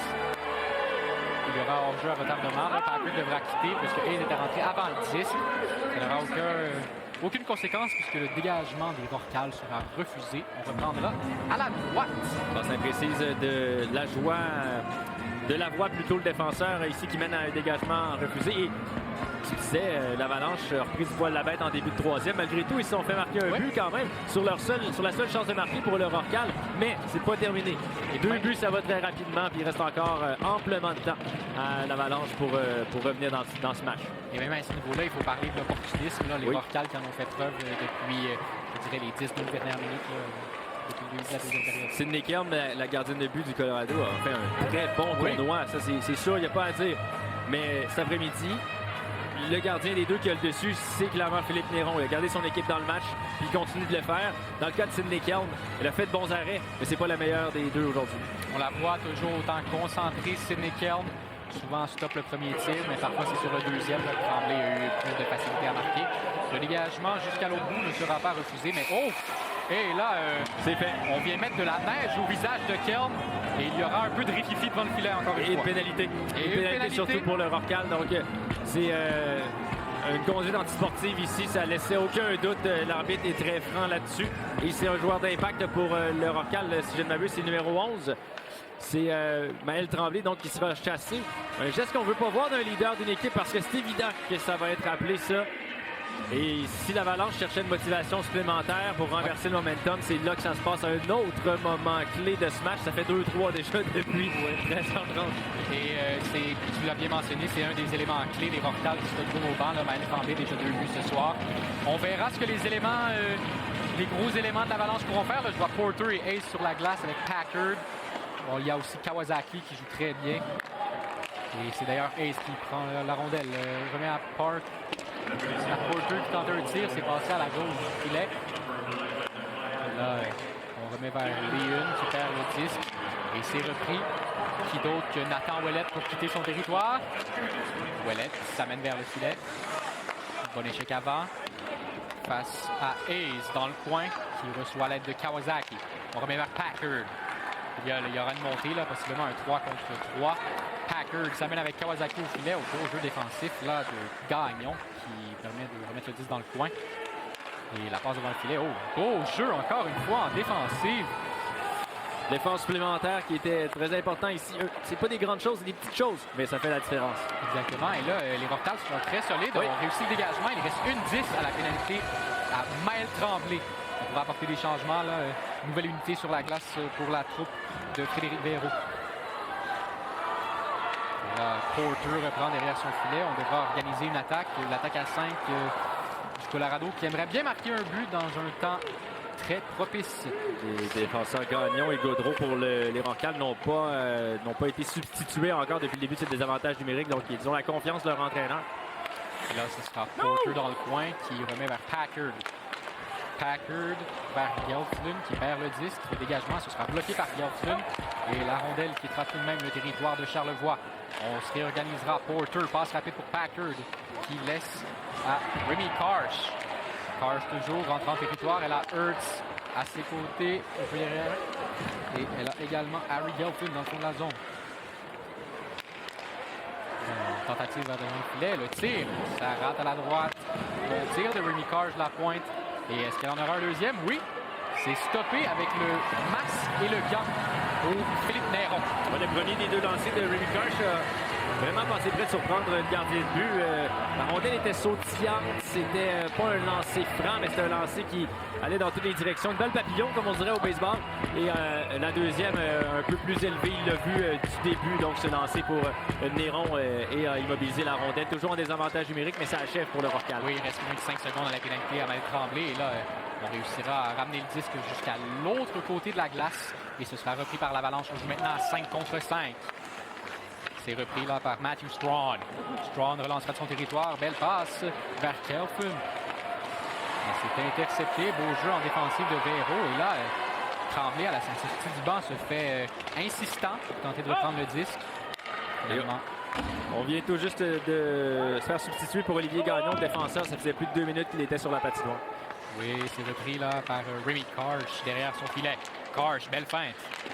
À une reprise, tentera de sortir, mais c'était intercepté par Ouellette, qui s'amenait avec Tremblay à sa gauche, mais la passe n'a pas réussi. C'est repris par Mason Hurd, qui tentera le dégagement jusqu'au fond du territoire pendant que ses coéquipiers apportent des changements, mais ce sera repris par Véro. Et puis de Véro jusqu'à Zachary Dufour.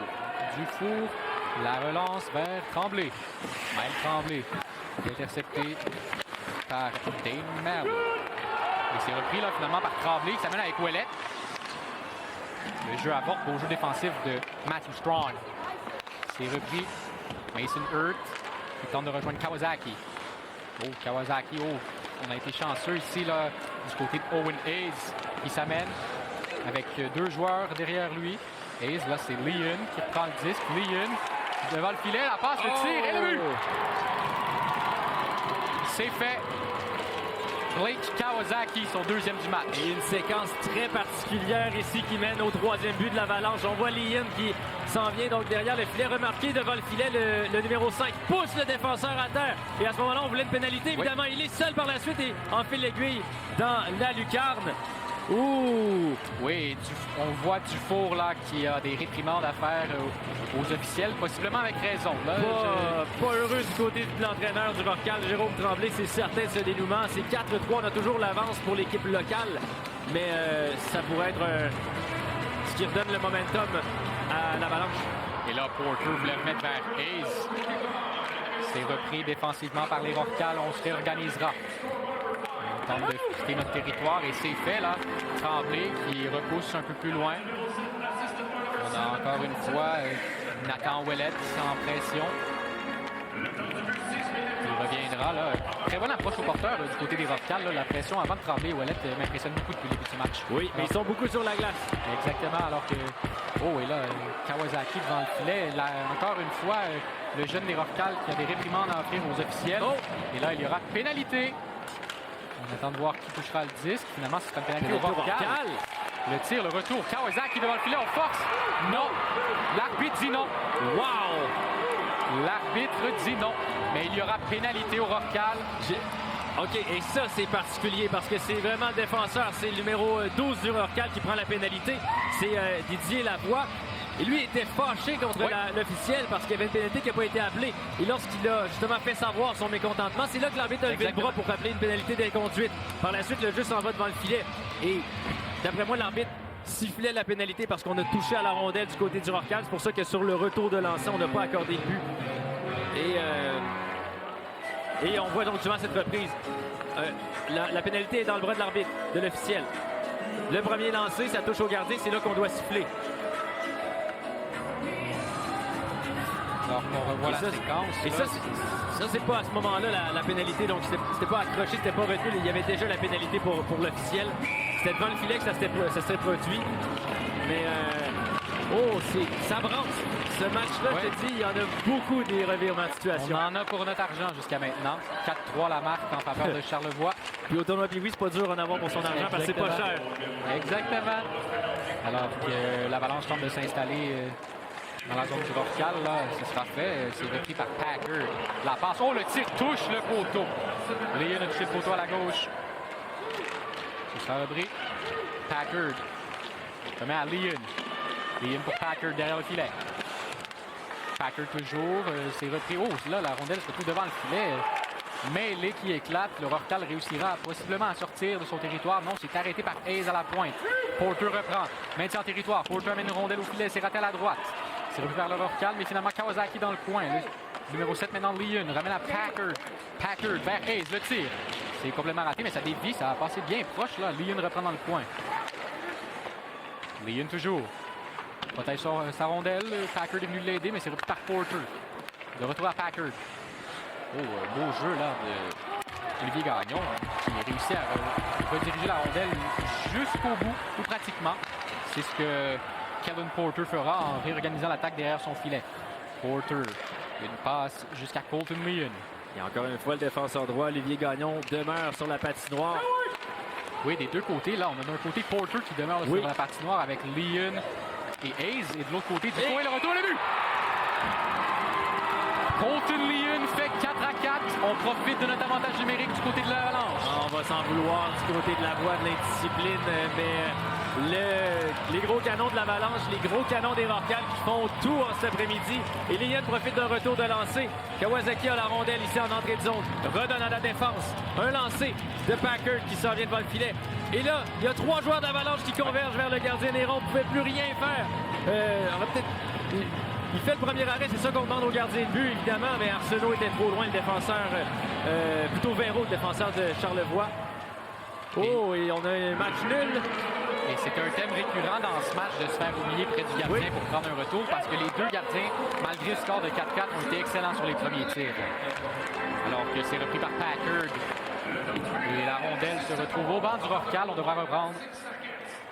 Colton Leon, c'est son 12e point dans ce tournoi. Maël Tremblay en a 13 jusqu'ici. Nathan Ouellette a beaucoup de points aussi. Donc, c'est vraiment les joueurs de confiance. Ils sont encore sur la patinoire. Puis d'un côté comme de l'autre, on utilise nos meilleurs éléments avec 5 minutes à faire en troisième. Et c'est bien normal, là, avec un peu plus de 5-30 à faire en troisième période, de voir les meilleurs éléments des deux côtés. Et là, Tremblay pousse fort pour Ouellette. On réussira à rentrer en zone adverse. Ouellette remet dans le fond. Tremblay mettra la pression sur Karsh. Et c'est repris par Tremblay. Passe devant le filet. Là, Ouellette. 1, 2 et 3. Nathan Ouellette, c'est 5-4. Sur un très beau jeu de Maël Tremblay qui vient justement soutirer la rondelle au défenseur de l'Avalanche derrière son propre filet. On va voir la reprise ici. Tremblay derrière, poup, prend la rondelle et remet devant le filet. Et là, ben, c'est son coéquipier Bouchard qui donne à Gagnon qui va d'un lancer à rang la glace, franc rapide. Et la gardienne Sydney Kelm n'y pouvait rien. On reprend les temps pour le Roccal, beaucoup de caractère. Et quel match! Là, on avait 6 joueurs du côté du Roccal. On semblait avoir une petite confusion en défense, mais l'action pourra reprendre. La mise en jeu est gagnée par l'Avalanche. Et là, on remet jusqu'à Gelfin qui a rejeté plus loin en territoire. Hurd s'amène en échec avant avec l'aide de Packard. C'est Porter qui reprendra, qui remettra dans le fond. Repris par les Roccal, bonne pression là, en échec avant de l'Avalanche qui se fait récalcitrant, mais ce sera repris par Jérémy Lajoie. Oh, mauvaise passe, c'est intercepté par Packard. Le tir bloqué en défense cependant. Le Roccal, encore une fois, visera à dégager. Ce sera refusé. On reprendra à la gauche de Philippe Néron. Et c'est pour ça qu'on aime le tournoi Pee-Wee, Alexis. C'est des matchs émotifs, c'est des matchs qui ont des changements de momentum à chaque 3 minutes. On pense que l'Avalanche va gagner ce match avec le momentum en troisième. Il force peut-être la prolongation, mais non, après ça, le Roccal revient, marque un autre but. Ça pourrait se finir 9-6, ça pourrait se finir 11-8. On ne le sait pas, il reste 4 minutes et toutes les hypothèses sont bonnes pour les 4 dernières minutes de ce match. Oui, 4-44 exactement à faire, 5-4 en faveur de Charlevoix. On reprendra à la gauche du gardien Philippe Néron, c'est gagné par l'Avalanche. Leon jusqu'à Porter, le tir vers le filet, ça rate à la droite. Et on revient 2 joueurs de l'Avalanche placés derrière le filet, mais c'est repris par les Roccal. Et on tente d'écouler du temps. Je ne sais pas qu'est-ce qu'on fait dans le coin. On aura un sifflet et on devrait reprendre. Ouais, on s'était fait prendre sur un dégagement refusé. Là, on se fait prendre à immobiliser la rondelle dans notre territoire. Et justement, on voit ici le dos, c'est la voie qui a immobilisé la rondelle. Et il y a un de ses coéquipiers qui est venu le voir pour lui dire quelque chose, justement. Peut-être calme-toi ou peut-être vas-y, ça va bien aller. Un encouragement intra-coéquipier. Alors, on vient de voir ça. Gagnon qui réussit à sortir le disque, là, ça quittera la zone du Roccal et c'est repris par Tremblay. Tremblay remet justement derrière le filet pour que ça revienne devant. Et c'est bloqué par Sydney Kelm. Calmement, on reprendra à sa droite. Beaucoup d'arrêts de jeu au cours des derniers instants. Ça, les entraîneurs vont aimer ça parce que d'un côté comme de l'autre, ça permet de reposer pendant les arrêts de jeu. Les Colton Leon, les Trey Packard pour l'Avalanche, le défenseur également Kellen Porter et pour le Roccal, le numéro 1 et le numéro 13. Exactement, là, alors que l'Avalanche dégage. Mais un sifflet, je pense qu'il y a eu. La rondelle a été déviée au banc du Rorcal. Et là, il reste 4 minutes, puis n'oublions pas que l'Avalanche tire derrière par un but. Mais ils ont pris leur temps d'arrêt un peu plus tôt dans le match. Oui. Donc, il y en aurait plus d'autres si jamais la situation doit évoluer. Rorcal pourrait reprendre leur temps d'arrêt, mais je vois pas pourquoi il le ferait en menant 1-0. Exactement. En menant par un but plutôt. Alors que c'est repris devant le filet, le tir, et c'est stoppé par Philippe Néron. Une tentative de Rémi Karsh, qui joue elle aussi un solide match ce soir. Oui, en effet, il y a plusieurs bons candidats aux joueurs du match CCM pour cette deuxième finale de la journée, finale de catégorie 2A. Un tournoi parfait jusqu'ici pour l'Avalanche, une défaite pour le Rorcal en début de tournoi. C'est repris par l'Avalanche dans le fond du territoire du Rorcal. Et ce sera Strawn à la pointe. Jamais pour son coéquipier, mais qui se fait retirer le disque. Ce sera repris par Karsh. Karsh dégage. Repris par Hayes, qui laisse devant vers Kawasaki. Kawasaki, deuxième effort. Malgré tout, le Rorcal réussit à quitter sa zone. Repris par Karsh. Karsh. Une bonne passe, on disait. Leon vers Kawasaki. Et c'est repris par Karsh à nouveau. Bonne passe, encore une fois, vers Kawasaki. On s'amènera à 2 contre 2. Le tir. C'est dévié à la droite. Tir provenant du bâton de Owen Hayes. C'est repris par Leon. Leon vers Hayes derrière le filet, mais Gagnon reprendra le disque. Là, Gagnon qui a été très solide en défense dans sa zone lors du match. Et là, il a vu d'une façon inusitée. Est-ce que le but sera accepté, par exemple? On n'est pas certain encore du côté de l'officiel en charge. On demande l'aide de ses juges de ligne. On va faire conciliabule pour voir qu'est-ce qui s'est produit précisément. Oui, l'arbitre qui s'en vient justement à aider était plus près de la séquence. L'arbitre en charge était du côté caché de la situation. Oui. Même nous ici, on a mal vu. Oui. On a vu la rondelle dans le filet alors qu'on tentait de revenir devant de l'arrière. Une situation particulière. Ce serait l'égalité 5-5 si jamais ce but est accordé pour l'Avalanche. C'est le but le plus important du tournoi de l'Avalanche si celui-ci est accordé. Là, avec 2,58 à faire en troisième période. La discussion s'étire. On veut s'assurer de prendre la bonne décision du côté des officiels. Et il y a but! C'est 5-5. Et on est estomaqué ici dans la foule. Estomaqué dans la foule, mais tellement excité pour les joueurs de l'Avalanche. Ils ont tous sauté sur le banc, donc en cœur. Même le gardien est allé rejoindre ses coéquipiers. Parce qu'il y a 3 minutes de la fin. On a un nouveau match? On a un nouveau match. Ça fait 9 fois qu'on aurait pu le dire depuis le début. Et on pose la question du côté de l'entraîneur Jérôme Tremblay ici. Il plaide sa cause en mentionnant qu'il n'y avait rien à faire pour son gardien Philippe Néron. Parce qu'on a, selon lui, poussé le gardien dans son filet, qu'on a peut-être un peu trop insisté. On comprend qu'on va donner tout le temps nécessaire également au numéro 11 et numéro 13 pour reprendre leur souffle. Exactement. Donc ça peut être un temps d'arrêt déguisé. Mais sinon, s'il n'y a pas d'autre but, ce qui serait surprenant, dans 3 minutes, on a une prolongation. Et là, les Rorcal tentent d'installer l'attaque rapidement, mais c'est repris par l'Avalanche. C'est Karsh qui tente de dégager son territoire, mais c'est intercepté. Encore une fois, Ouellet devant le filet. Il visait Bouchard, c'est raté. Et on reprendra par Colton Leon. Il traverse la zone centrale, remet derrière vers Owen Hayes. Hayes le tire et c'est stoppé par Philippe Néron facilement. Facilement, justement, mot-clé dans cette phrase parce qu'après 5 buts, après une troisième période très complexe, très émotive certainement pour lui, il aurait pu être shaky, être un peu dépassé par la situation, mais non, reste de glace, fait comme si c'était une pratique à la patinoire du coin. Belle attitude pour le jeune gardien. Et on l'a dit un peu plus tôt dans ce match, même si c'est pas le plus imposant, il en prend de la place dans son filet. Ouais. Alors que la mise en jeu est gagnée par l'Avalanche, le tir bloqué par Néron à nouveau. Et là, on amènera Packard dans le coin pour reprendre. C'est fait. On voulait viser un des défenseurs, soit Porter ou Karsh, mais c'est raté. Et la rondelle reviendra jusqu'en territoire de l'Avalanche. Porter reprend derrière son filet. Remet à Karsh. Karsh s'avance avec le disque. Une bonne passe. Jusqu'à Packard. Packard, toujours avec le disque. On remet derrière. Et la rondelle revient à Packard. Packard dans le coin. On amène au filet. Bon joueur défensif des Rorcal qui avait chacun leur homme devant le filet. Et on reprend. C'est maintenant Mathias Véro derrière le filet. On va jusqu'à Karsh à la pointe. C'est bloqué en défensive par Gagnon, repris par Packard. Oh, beau joueur défensif, mais là, Porter amène ça vers le filet.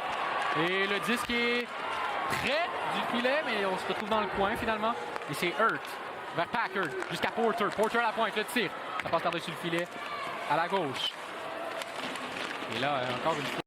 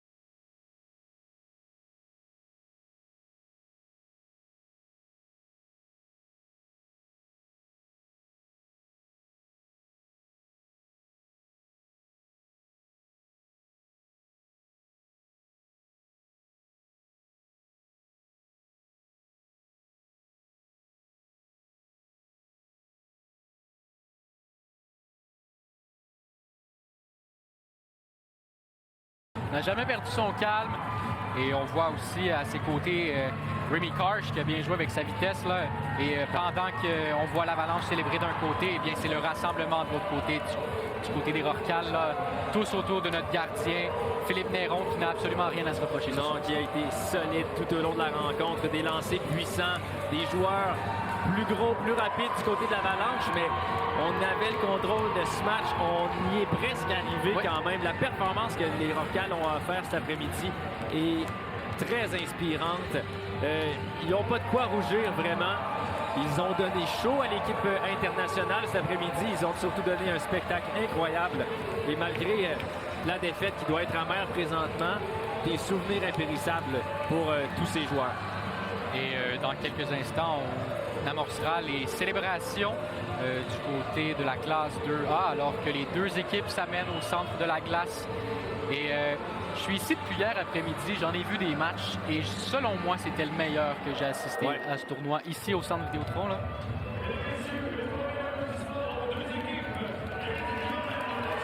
Et c'est maintenant l'heure d'aller rejoindre Louis Simon aux abords de la patinoire avec Blake Kawasaki, le joueur du match. Oui, le joueur du match, CCM, le numéro 5 de l'Avalanche, Blake Kawasaki. Blake, tell me, what comes into your mind right now with this championship? I'm just so happy that we could be here in Quebec and bring it home back to Colorado.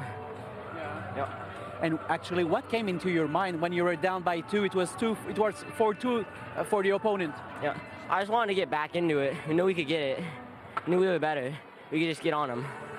Donc, on a travaillé très fort du côté de l'Avalanche. On est en retard par 2 buts dans cette rencontre-là. On n'a jamais vraiment lancé la serviette. And now, what does this championship represent for you and for your team? It represents that we're great and we can come out of Colorado and beat every team out here. Yeah. Gives you confidence, I guess. Yep. Excellent. And tell me about you. Who's your favorite NHL player? What's your goal into hockey? Tell me about you. My favorite NHL player would be Nathan McKinnon. McKinnon, yeah, he's great. Nathan McKinnon, son joueur par excellence, son joueur favori dans la Ligue nationale de hockey. And finally, I have one last thing for you. I have a beautiful bag here. Because you are our CCM hockey player of the game, we give you a hockey stick from CCM. Alors, un bâton de hockey pour notre joueur CCM. And this beautiful bag here, there's lots of candies in it, so you can party with your teammates after the game. Yep, let's go. Donc voilà l'Avalanche du Colorado, Blake Kawasaki. Sympathique personnage qui en a marqué 3 aujourd'hui dans la victoire de son équipe. Formation qui est revenue de l'arrière pour remporter les honneurs de la catégorie 2A. Donc voilà, c'est ainsi que se complète notre deuxième reportage du jour. On va se retrouver dans quelques minutes pendant que les célébrations vont se poursuivre ici à l'intérieur du Centre Vidéotron à Québec. Ce sera la classe 2A Élite. Au nom de toute l'équipe, on s'arrête quelques instants et on se dit à plus tard.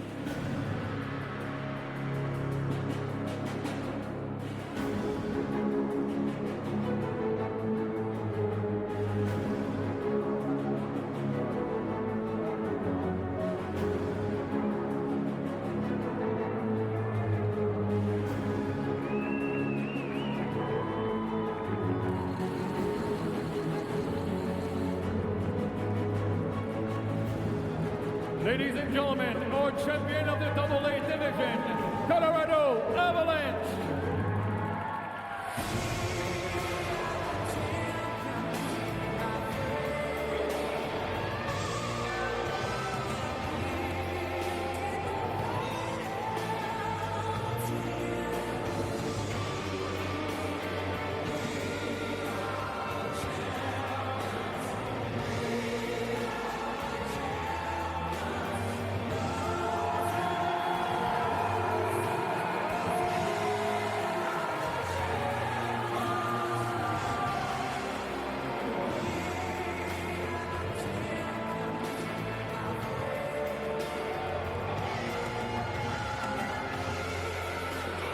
Mesdames, Messieurs, les champions de la classe 2A, l'Avalanche du Colorado.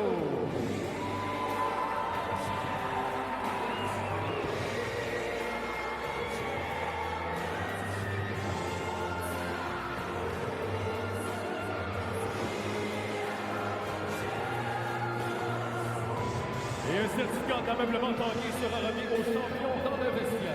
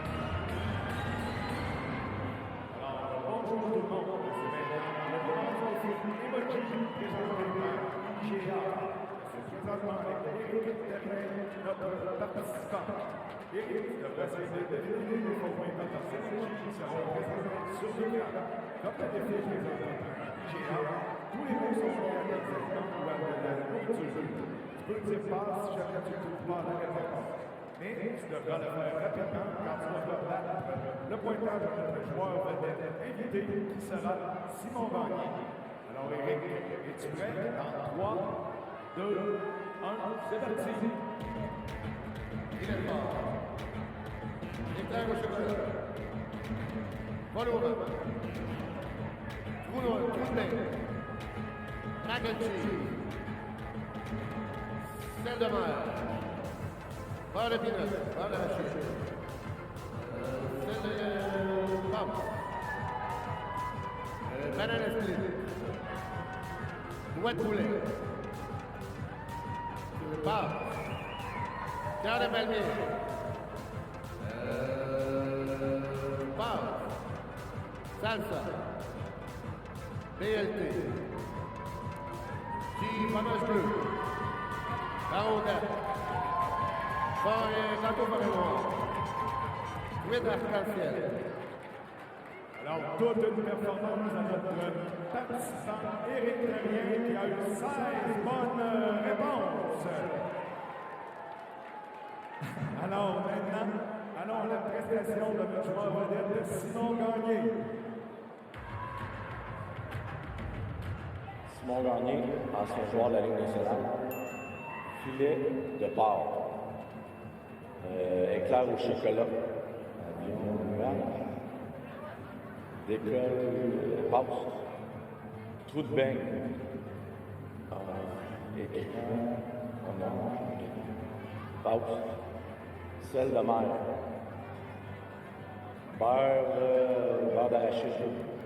Les oignons français, rondelles d'oignon. Rondelles d'oignon. L'ananas split. Doigt de poulet. Doigt de poulet. Tomates épicées. Pâte. Quart de panier. Pâté chinois. Pas de jouer. Solution. C'est là que je l'ai vu. Le mac and cheese.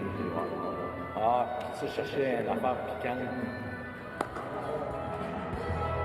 Alors, merci. Alors, Simon Gagnon a eu 11 points de réponse et Éric Terrien 16. Alors, Éric, tu as eu une carte de 50 $, grâce au site de IGA, échangeant dans tous les IGA dans la région de Québec. Merci, IGA, et merci, Éric, pour ta participation.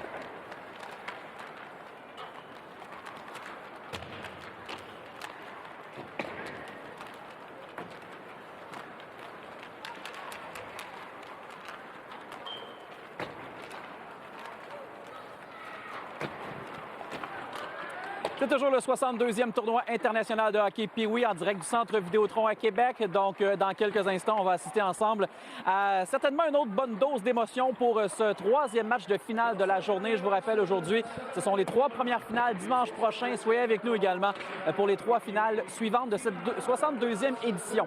Donc, finale de la classe 2A élite entre l'Arsenal du Lac-Saint-Louis, l'Armada de Blainville-Boisbriand. Lac-Saint-Louis, 4 victoires, 1 défaite depuis le début de ce tournoi. Une équipe rapide au dire de l'entraîneur. On garde le jeu simple, des joueurs qui sont prêts à se sacrifier pour la victoire. Et de l'autre côté, l'Armada, une équipe également qui possède de grandes qualités. D'ailleurs, c'est le 2e match entre les 2 formations depuis quelques semaines. La dernière fois qu'ils se sont affrontés, ça a été un match épique au dire de plusieurs analystes. Peut-être même le meilleur match de l'année dans la classe Pee-Wee 3A. Donc en saison, c'est du 3A, mais aujourd'hui, c'est 2A élite. Mais 2 personnages qui demeurent quand même 3A, grande qualité, on les adore. Alexis Boulet, Gabriel Marino. Bon match, messieurs. Bonne 3e finale du jour. Merci, Louis-Simon. Alors, Gabriel, dernier match de notre journée. Et non le moindre. Et non le moindre, exactement. J'aurais pas pu mieux dire.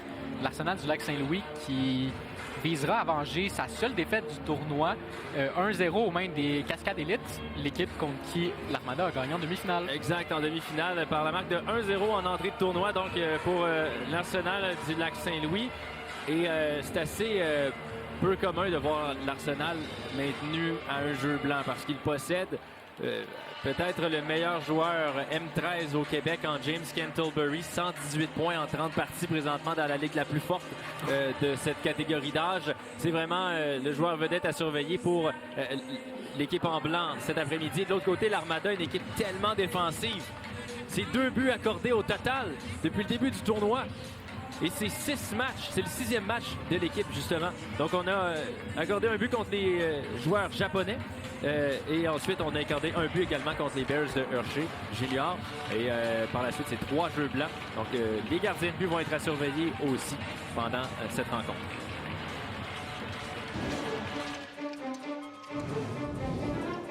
Cette période vous est présentée par Rogers.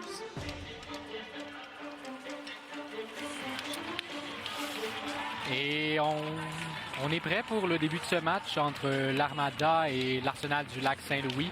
Au centre, on aura un duel entre Nolan Héroux, qui a également 8 points dans ce tournoi, à égalité avec James Cantlebury. Et de l'autre côté, bien sûr, ce sera Cantlebury. Donc les 2 meilleurs joueurs de leurs équipes respectives qui s'affrontent au cercle de mise en jeu. Bon match. Et là, rapidement, c'est le Lac-Saint-Louis qui tente de s'organiser, mais c'est intercepté par l'Armada. La passe de Salut! Oh, ça a été rapide. 16 secondes seulement et l'Armada prend les devants. L'Armada reconnu pour ses qualités défensives, mais à peine 16 secondes dans le match. C'est le numéro 23, c'est Dante Pisanelli qui va dévier un lancer dirigé vers le filet par son coéquipier, le numéro 44, Louis-Étienne Hallé, et le numéro 31, Christian Spinou, le gardien de but, qui ne peut rien faire sur cette déviation magistrale complètement à la gauche du filet. Très bien synchronisé de la part de Pisanelli. C'est eh bien 1-0 après seulement 16 secondes de jeu. Est-ce qu'on aura droit à un match aussi explosif que le précédent? On l'espère, parce que c'est tellement excitant de voir des matchs de hockey avec des rebondissements, des changements de momentum comme on a vu précédemment.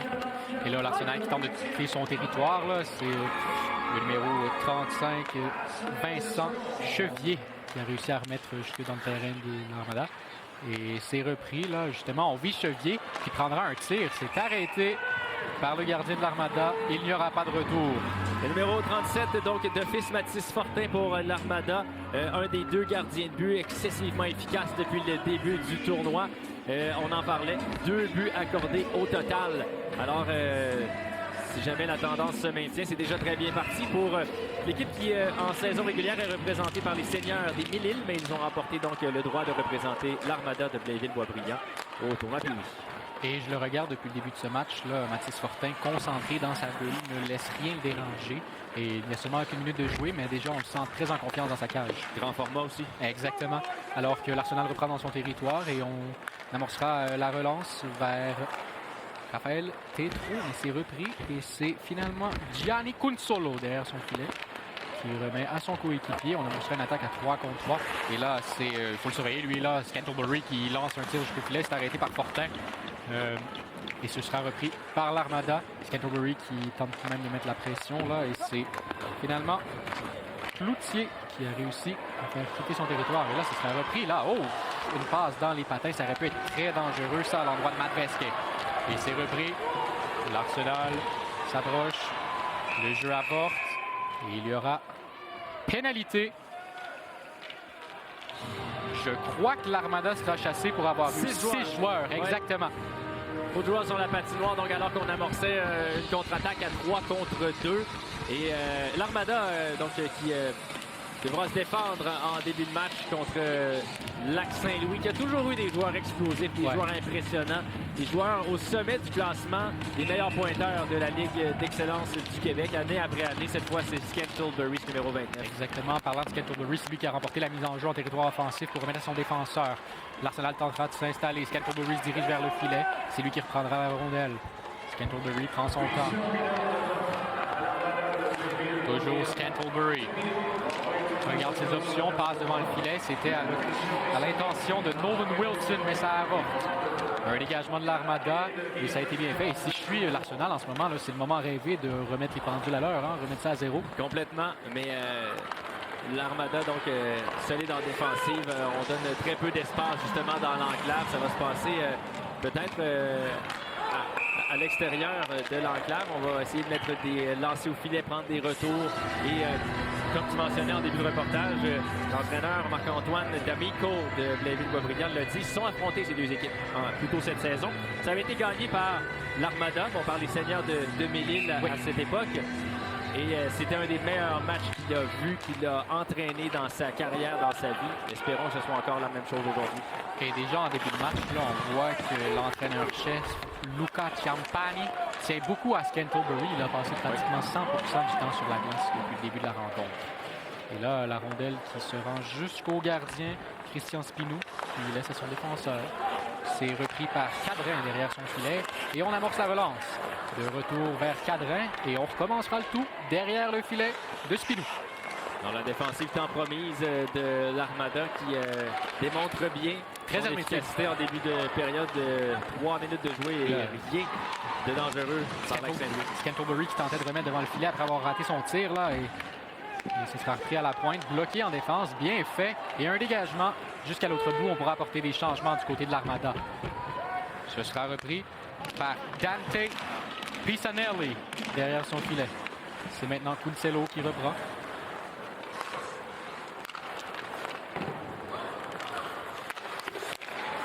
Là, on remet, c'était Orsini qui tentait de maintenir. Et là, Wilson remettra à son autre défenseur. Et on amorce la relance du côté de l'Arsenal. On remet en zone inverse. C'est repris par l'Armada. Et là, le joueur qui sortait du banc des punitions a simplement pris le disque et le remettre plus loin. C'est le cas de Johan Ragg qui retournait vers le bas.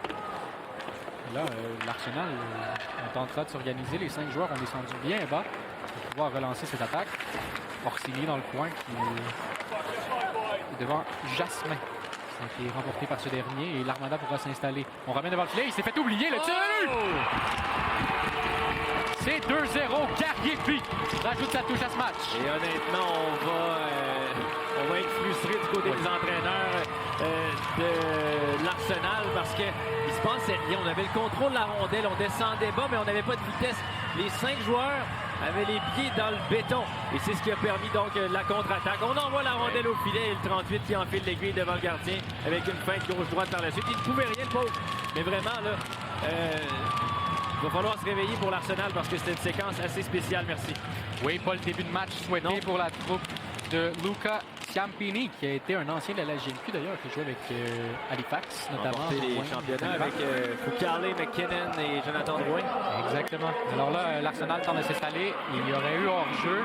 On n'a pas retouché à la rondelle. On remet plus loin. C'est Ryan Henry.